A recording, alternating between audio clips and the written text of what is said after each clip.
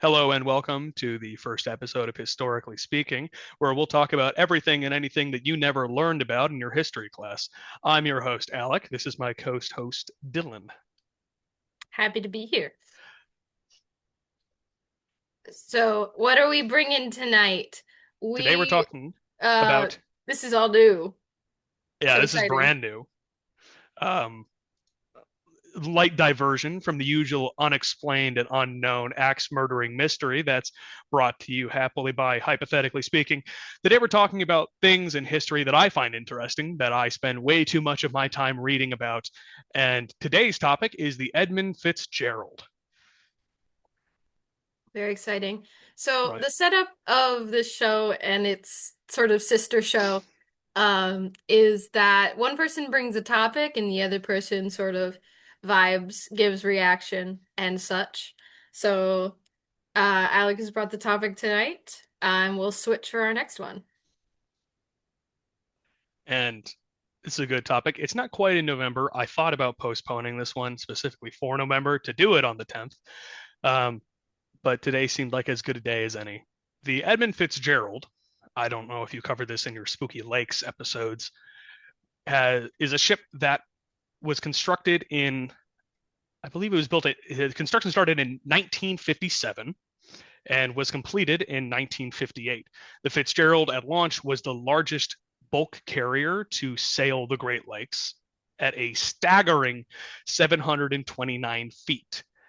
Um, for Americans, that's roughly 2.5 football fields. I was about to ask for in American, I've please. got a lot of fun American measurements. How Um, many Paxtons approximately? approximately how many Paxtons? If I can do the math, roughly 125 Paxtons. It's a lot of Paxtons. That's a lot of Paxtons. Uh, it was a straight deck oarboat that was built to carry taconite, that's processed iron ore pellets, from Superior, Wisconsin, and to take it over to the Detroit area so that it could be milled in the steel mills that exist in Detroit, at least before its economy fell apart. And Can't it have steel sailed Detroit. for roughly about 27 years. Large ship, big ship. It only took about 29 crewmen in order to crew the entirety of the ship. And her final voyage, she carried 26,000 tons of iron pellets from Wisconsin headed toward Detroit. Taking my time to think about how to pace this. The ship in 1972 got a new captain. That was Captain McSorley. Captain McSorley was born in 1912 in Canada and later became a U.S. citizen. He sailed the Great Lakes for the majority of his life, and by 1975, at the time of his death, he had over 44 years of sailing experience and was the most, or one of, if not the most experienced sailors of the Great Lakes. He was well respected. He was known to be steady, cautious. His crew members had a great adoration for him. He was professional, well respected, not prone to panic. Overall, probably one of the best captains you could have had on the worst night of sailing in the Great Lakes. Now, the Great Lakes, specifically Lake Superior, has claimed many, many ships and many, many lives. Um, I want to say I read as far back as the ship, the Native Americans sailing to the islands to collect Mhm. copper in their long canoes. I mean, this has claimed lives for probably a millennia. Yeah. And it's also it's an interesting lake because of its composition as well. Obviously, they're huge, but they also are very young and very cold. And so that whole like the lake doesn't give up her dead is Yeah. very, very true. Um, Honestly, I'm just immediately struck by I didn't realize this. I thought this was like a early 1900 story. I didn't realize Oh it yeah. was so recent. I mean, still relatively a long time ago, Relative. but I Only didn't about know it was not give or that take long 50 ago. years. Yeah. The Yeah, Lake Superior. I'm glad you mentioned that. There, it's so deep and so cold that bacteria can't live at the bottom of the lake. So the and I'll talk more about this later, but often the dead inside of these ships do not decompose and just kind of float around inside of it. The picture you sent me earlier of the book Yeah. that you have about old Whitey, who is a sailor that when the ship that they went down in sunk was still in the boiler room manning his position and is still manning it to this day because his body has never decomposed. He is Yeah. still there clutching on to the boiler. If there is videos, if you're squeamish though, I wouldn't look into them.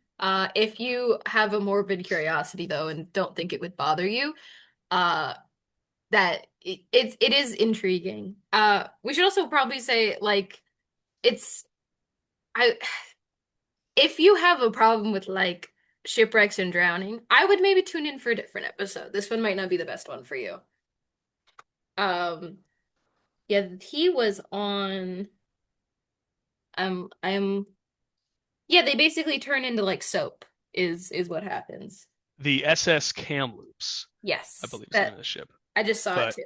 yeah, essentially it turns all of the fats and lipids into your body, the bottom of the lake. We'll get into I guess no more forwardings or disclosures. It turns the fats and lipids inside of the body into soap, which Hmm. effectively halt the decomposition process indefinitely, leading to mummies just Yeah. floating at the bottom. The Back to Big Fitz.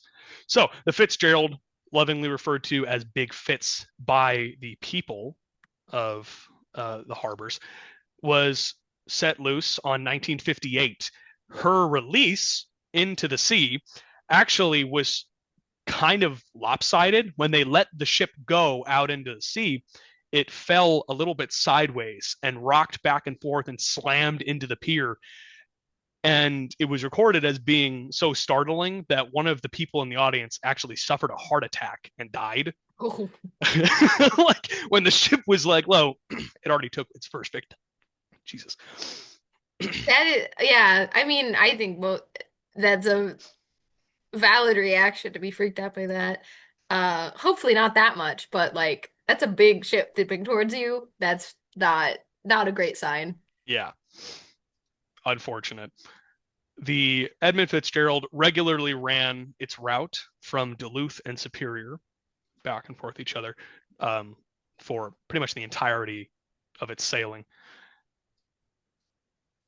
Captained by, in its last case, Captain McSorley on its final voyage of November 9th, 1975. I remember this.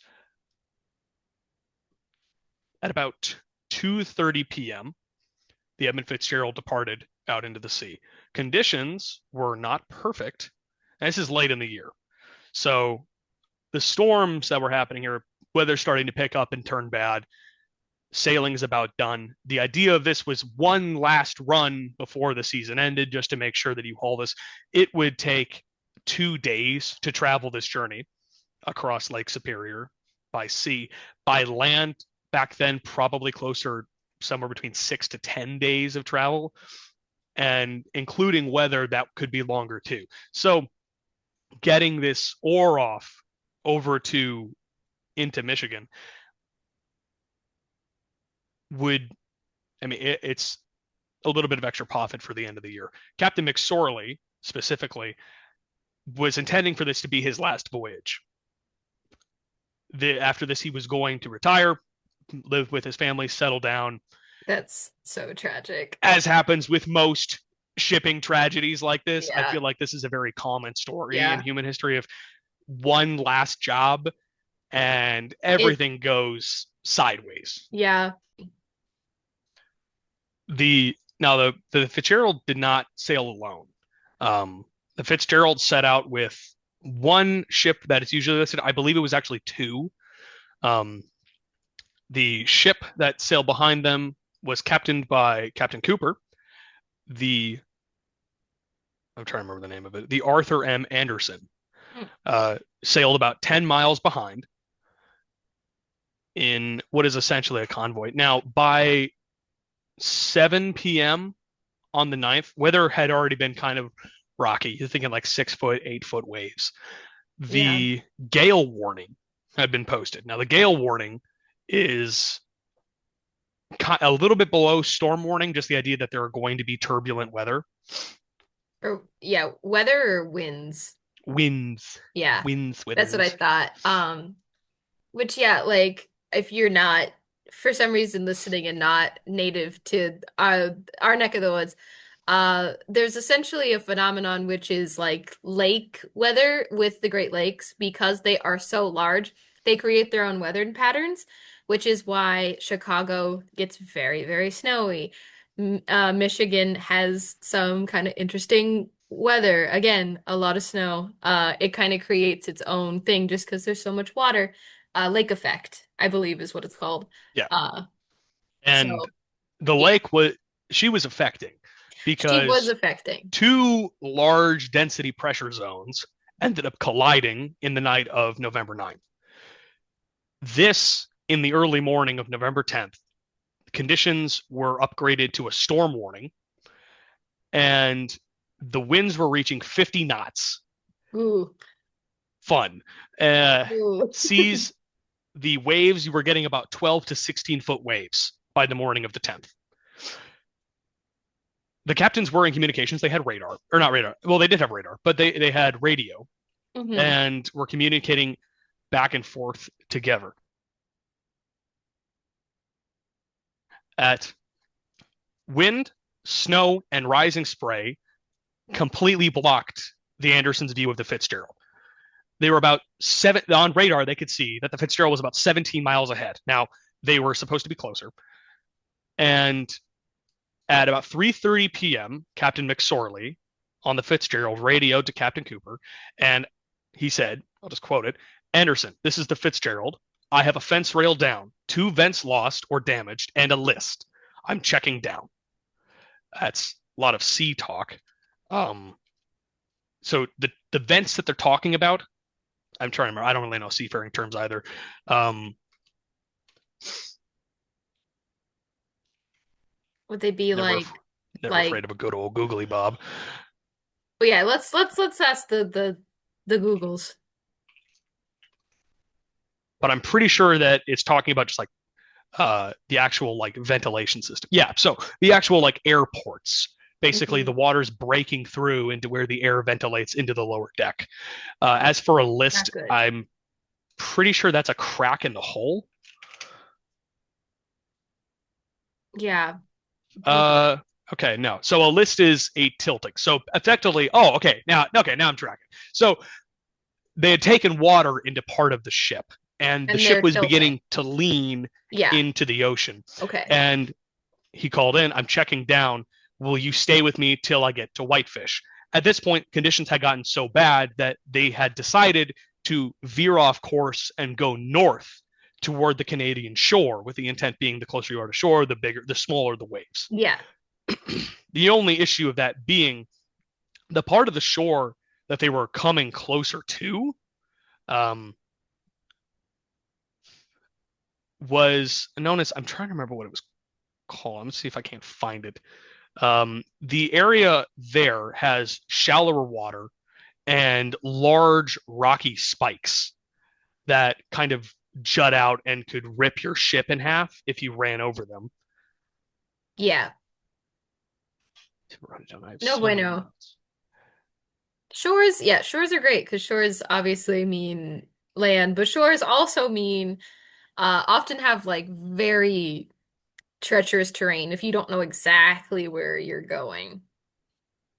And coming so close to with such a large ship, Yeah. um, the obviously the danger of reaching there. I can't find And it in my notes, but and waves being how waves are can make you veer in ways that you wouldn't on like a more calm course. so as the day goes on, they communicate back and forth with each other, sending messages. At one point, conditions were bad enough to where Captain McSorley sent a message over the radio to the nearest ship he could find. It was a Swedish vessel, um, reaching out, asking if anybody could help. or if there was anyone to come down to where they're at. Trying to see. It was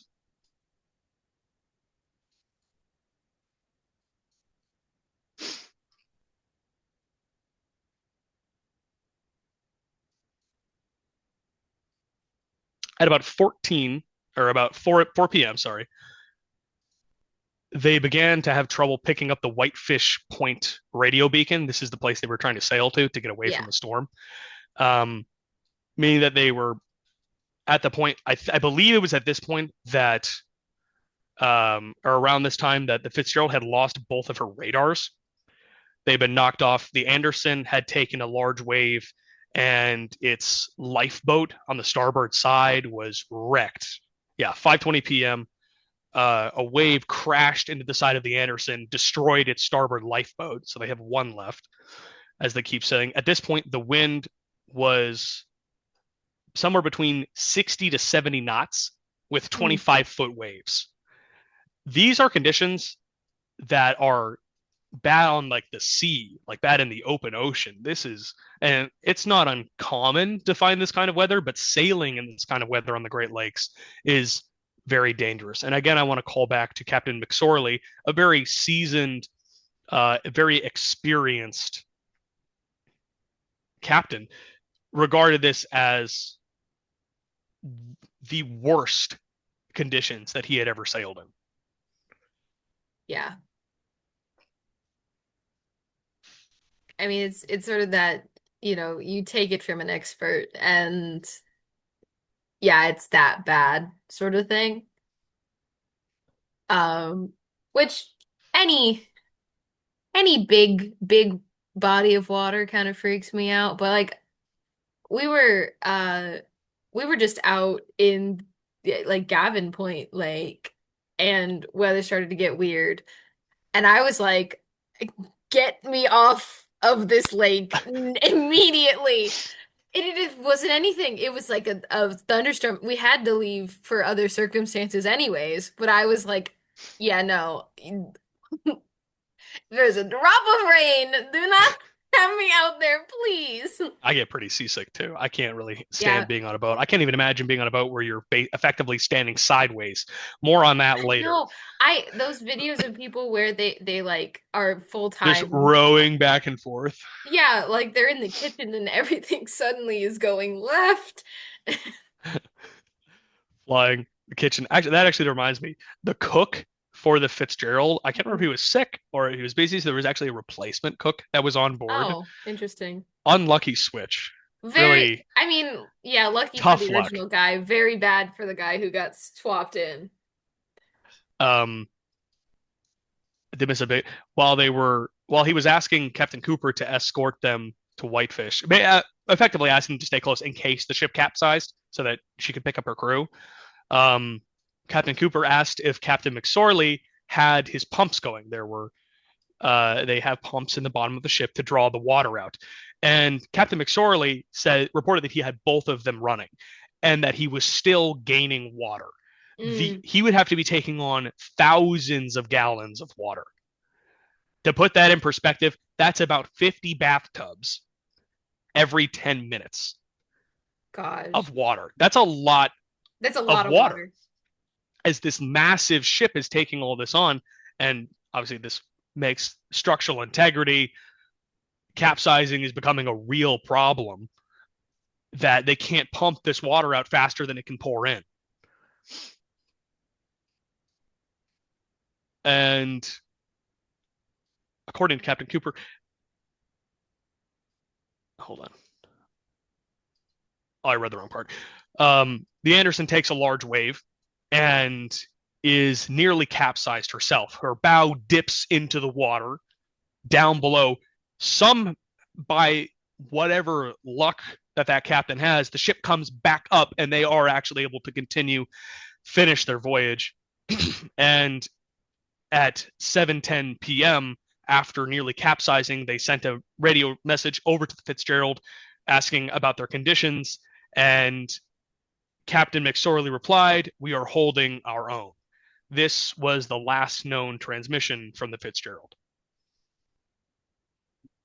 Afterward, the Fitzgerald disappeared from Anderson's radar. From the Anderson's radar, visual contact was lost, and the Anderson sailed into port. When the Anderson arrived at port, they obviously noticed that the Fitzgerald, who was ahead of them, had not arrived in port, called into the U.S. Coast Guard. The U.S. Coast Guard, and I want to highlight this now, not to be, to kind of put the foot forward on the idea of incompetence. The Coast Guard, every ship that they had that could report was either too small, too wrecked, or too far to help. Not a single Coast Guard ship was readily able to go out and launch a rescue mission. Either could not physically handle the conditions because of size or structural integrity, or would not be able to make it in time. They were able to launch a aerial rescue attempt. They sortied some helicopters. And this is the point where you realize that this is probably closer to modern day. They had helicopters Yeah, that they it's had the 70s. Yeah. flying over. They were unable to find anything. It was at this point that the Coast Guard petitioned the sailors that have been sitting in port, and they approached the crew of the Anderson, and they asked if Captain Cooper would be willing to go back out and look for the crew of the Edmund Fitzgerald. And despite the fact that they just got through this harrowing storm, despite the fact that they almost capsized, despite the fact that I'm sure they were all really done with being on the water at this point, Mm-hmm. they went back out to look for the Fitzgerald. The Coast Guard asked 8 other ships in port that were of the size that could participate in the search if they would go out. And all except for one actually refused. The William Clay Ford was the only other ship to join in the search. And they searched for, I think it was 4 days. After a 4-day search, a U.S. Navy P-3 Orion helicopter using a magnetic anomaly detector had flown over, just like looking for something in the water that is made of iron. The Edmund Fitzgerald was made of steel. Yeah. Has a little bit of magnets. Discovered 2 large bulk objects inside or lying about the area of which they lost contact with Fitzgerald. And later then, both the Canadian and the American Coast Guards at this point were looking for this ship. Mm-hmm. It had been about 3 days. By this point, survival was pretty unlikely. The water was about 50 degrees Fahrenheit. So yeah, even if they had been alive when the ship wrecked, it was very unlikely that they had been able to survive past that. Yeah, exposure, especially on water, is very, very fast. Using a side scan sonar, the U.S. Navy managed to find the remains of the Edmund Fitzgerald, broken in 2 at the center. And I never remember if this is right, I think the bow is the front. The bow was lying upright, and the stern was lying on its side. On the 10th of November, 1975, the Edmund Fitzgerald was lost at sea with all 29 crew members. And on the 14th of September, they found the remains. All members of the crew were present in the ship, and they have remained there ever since. In 1975, this was a very dangerous recovery. The cold waters, the turbulent waters, makes it very hard to pull anything out of the lakes. And I'm trying to decide if I want to talk about this now or later, but let's see. Yeah. They discovered the debris, the scattering of hatch covers, which are, the porthole sides. It was like if the ship broke into large pieces before it sunk. Hmm. It exploded kind of from the inside out, snapped in half, and sunk. The U.S. Coast Guard convened a Marine Board of Investigation, and they did release an official report. You can find this online. I recommend reading through it. It's got some interesting. I mean, it obviously has insight about it. They have some of their findings. They have the approximate wreckage designed. They have sketches created from the recounts of the divers that went down there to look at it, essentially what it looks like on the seafloor. I mean, they didn't have underwater cameras or anything that they could use to take a picture of this. They Yeah. had to have people go down there, look at this, and then describe it to interpreters so that it could be recorded. There's a lot. It's a long document. It's 120 pages long. Typed on a typewriter. Um, in April of 1977, is when this was, they concluded that the most probable cause was a mass flooding due to the cargo hold. Now, their real find of cause, they blamed the incompetence of the crew, saying that they had failed to properly secure the hatch covers or the hatch covers and the cargo hold, which kind of leaning to the idea that it was kind of complacency. The Yeah. idea that this crew had become complacent. This ship was very strong, sturdy. The idea behind them, and this is where we get back to. I labeled this portion hypothetically speaking. Yes. The ideas about the sinking and how it might have come about. There's a few that I could find online.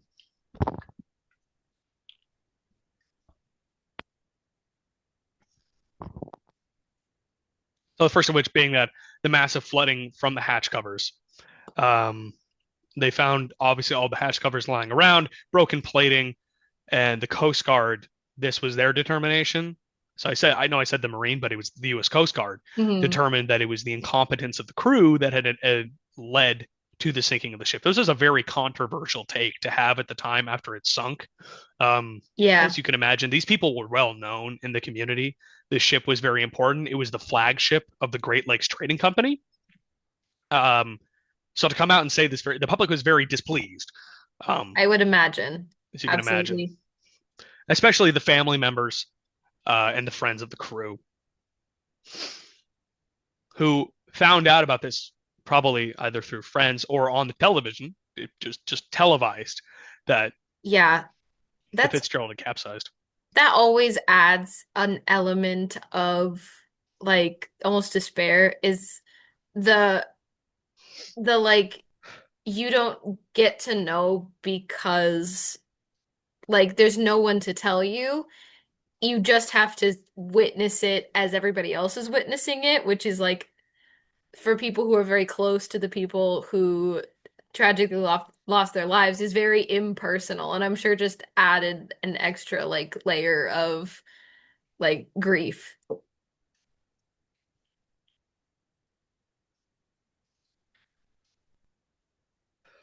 Not to put too fine a point of it on it or get too sad today, No, but I like was trying to. I feel I don't. Yeah, I didn't really have anything to say to that. I was. I have yeah. more that I Well, will talk it about the makes me think of aftermath. like other tragedies or things like this where it's just everybody Yeah, witnessing it at the same time, where it's and like there is grieving as a no, nation, very yeah. much. And so, and then obviously other interpretations. The wreck was found in two large sections. So some of the dive teams and a few of the researchers uh, at the I can't remember if I got that from the Great Lakes Shipwreck Historical Society. I forgot to link it. Um, talking about the idea that the waves, the size of the Edmund Fitzgerald working against it, with what it was constructed, I was steel and rivets. It was an old ship. It was about roughly, it wasn't meant by any means to retire. It was actually supposed to last well longer, but fatal welding, something might have gone wrong. A bolt might have not been there. A rivet might have been done wrong. The ship, its own size, could have torn it apart in the waves and cracked itself in two, which Hmm. I think would lean more to the idea, as opposed to a ship suddenly sinking, why the lifeboats weren't even attempted. At Yeah, least if it was, my thoughts there is something very sudden. yeah, definitely. They wouldn't have had time to do anything about it. And then leaning into more what Captain McSorley was saying about it being such a terrible storm, I, as well as other people, the idea that just a ridiculously large wave that some of the other sailors, the captain of the um oh, I just said the name, the other ship that participated in the rescue mission, The one that wasn't the captain of the William Clay Ford, okay. I believe, said that Hmm. he believed that a wave had just taken the ship whole. The whole thing had just been engulfed by like a 40-foot wave and just disappeared. With how fast it went off of the radar signs, I mean, power loss instantly gone. The ship Yeah. just vanished into thin air. And that would absolutely be enough force to, at that point, break it into two. And not necessarily the smoking gun of the idea, but the Coast Guard analysts also considered maybe earlier damage. Maybe they had run aground earlier when they got too close to the shore and it had caused a hull fracture that then when they got back out into open waters was extenuated, snapped them entirely, just took the whole hull, or that I forgot to mention this actually, the tonnage of cargo that they were carrying was I believe actually over cargo capacity for the ship. So Yeah. they were carrying more iron than they were probably supposed to on this last voyage. Um, the idea that maybe it was shifting around, moving, contributed with adding that with the turbulency of the water to make basically this perfect clusterfuck to rip this thing in half. Yeah. There's a lot of physics involved, a lot of elements to consider when you don't actually know quite how it happened. And yeah, um, back into my last portion on this, Hmm. talking about some of the aftermath. None of the bodies were recovered from the Fitzgerald. At first, it was due to the depth and the cold, making it difficulty, but later on, the family of the victims decided that they didn't want them to be removed. They wanted that to be their final resting place. The Edmund Fitzgerald is now listed and protected as a graveyard, and you are not allowed to dive there. Private diving is not allowed because they do not want to disturb the bodies as they are laid to rest, how they are. On July 4th of 1995, I believe the last diving crew to go down there. This was in conjunction done by the Great Lakes Shipwreck Historical Society and partnering with National Geographic. They extracted the original bronze bell of the Edmund Fitzgerald, and it is now placed at the Great Lakes Shipwreck Museum at Whitefish Point. And on the 10th of November, every year, it is rung 29 times, once for each member of the crew of the Edmund Fitzgerald. It's so The sad. the bell has been replaced on the ship with a new bell. They have engraved the names of the crew on it and reinstalled it on the ship in the water. In 1976, Gordon Lightfoot released the song "The Wreck of the Edmund Fitzgerald" on his album "Summertime Dream." And as I was reading around the internet, because this is a very real, raw thing in America. There are Yeah. pretty much everyone involved who was family or friends or lived in the region is still alive. So we have a Yeah. lot of these open accounts. I was just looking at the documentary on YouTube, and I've like one of the first comments is from someone, it looks very old man who, oh, that's what it, the SS Armco. I was there on board the SS Armco. We were lagging behind the Fitzgerald and the Anderson about 100 miles. This was the mother of all storms, and I thank the Lord every day that all of my shipmates and myself survived. God bless the men who went down with their ship. I mean, the fact that you can just find that on the internet. I don't know if it's Yeah. actually true or not, but then there was another one from here from someone who is the grandson of uh, one of the crew members of the Anderson out here, just out in the world. Yeah. And uh, reading anecdotal from someone saying that for quite a while in a bar with a jukebox, you'd sit in like you'd go out to have a good time, and someone would play the Edmund Fitzgerald, the wreck of the Edmund Fitzgerald, on Yeah. the radio, and the silence in that room, except for the song "Mourning the Lives and the Loss of the Sailors of the Edmund Fitzgerald." Yeah. I wish we could play it if not for rules and copyright and everything, but it is a great song. You should listen to it. It's sort of, I think for like people our age, it's not, I wouldn't say it's necessarily, it's definitely taken in a lighter tone, but there's become sort of a niche thing of like, you're like the videos of dudes just like standing at the like on a shore of On a Superior, beach, staring out into the water. yeah, with the song It's playing. And I think there is still an element of like the mystique, the respect, the tragedy in that. Um, I will not lie, a lot of this time I've been thinking about the video of the guy who's in the water of Lake Superior just punching it.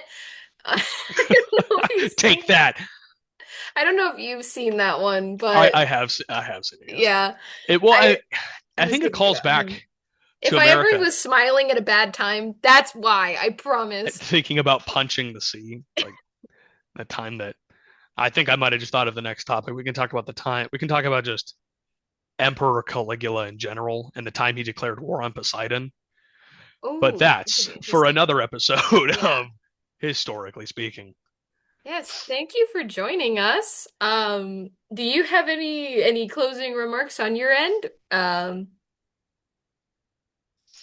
Hmm. I feel like I have one, but it's gone. It's okay. Join Um, join John Chungus in touching grass. oh Two God, days time. Go good. outside, touch grass.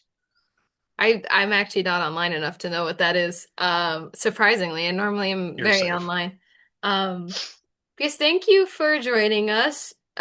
Flagship episode, so to speak. Um, this has been a brainchild for years, and we finally just picked a date and started. So, thank you so much for tuning in, friends, family, fans, whoever is around. We appreciate you. We'll be back again with some more topics. I have a million ideas that I have thought of as we were doing this because I'm just very excited to get this started.